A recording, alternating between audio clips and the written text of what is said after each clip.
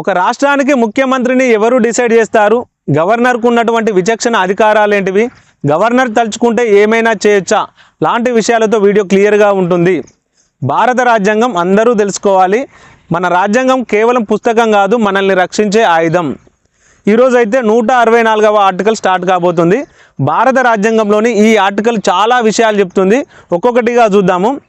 ఒక రాష్ట్రానికి ఉన్న గవర్నర్ పరిపాలన కోసం, ప్రభుత్వాన్ని ఏర్పాటు చేయడం కోసం ఒక ముఖ్యమంత్రిని నియమిస్తాడు. ఆ ముఖ్యమంత్రి సలహా సూచన మేరకు మంత్రిమండలిని నియమిస్తాడు 164 ఆర్టికల్ ప్రకారం. ఇంకా ఇది చాలా విషయాలు చెప్తుంది.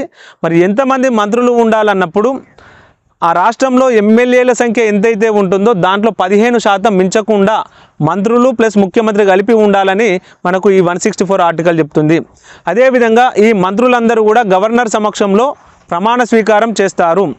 శాసనసభ్యులు మాత్రమే, ఇది చాలా ఇంపార్టెంట్, శాసనసభ్యులు మాత్రమే మంత్రులుగా ముఖ్యమంత్రిగా ప్రమాణ స్వీకారం చేయాలని చెప్తుంది. అయితే కొన్ని సందర్భాలలో ఎమ్మెల్యే కాకపోయినా, ఎమ్మెల్సీ కాకపోయినా కూడా మంత్రులు అవుతున్నారు, ముఖ్యమంత్రి అవుతున్నారు.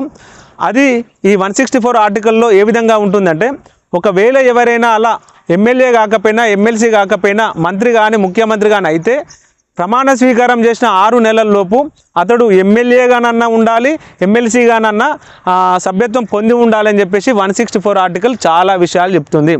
మరి ఇక్కడ ముఖ్యమంత్రిని ఎవరు డిసైడ్ చేస్తాడు, ఎలా డిసైడ్ చేస్తాడు గవర్నర్ అన్నప్పుడు, మామూలుగా అయితే ఒక ఎన్నికల తర్వాత ఒక పార్టీకి మెజార్టీ సభ్యులు అంటే మ్యాజిక్ ఫిగర్ సభ్యులు వస్తే ఆ నాయకుడిని ముఖ్యమంత్రి చేస్తాడు.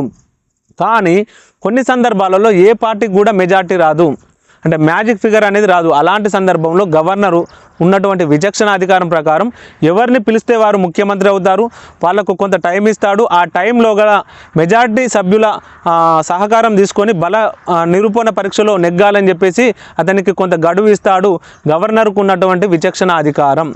ఇది 164 ఆర్టికల్కి సంబంధించింది.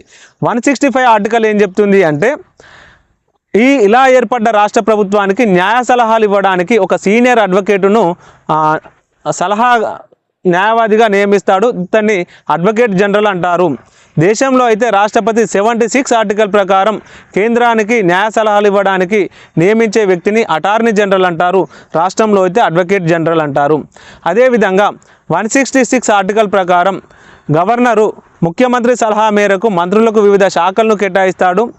ఆ శాఖలను కేటాయించిన మంత్రులు గవర్నర్ పేరు మీదుగా పరిపాలన సాగించాలని 166 ఆర్టికల్ చెప్తుంది. ఇంకా చాలా విషయాలతో మీ ముందుకు వస్తాను. Thank you.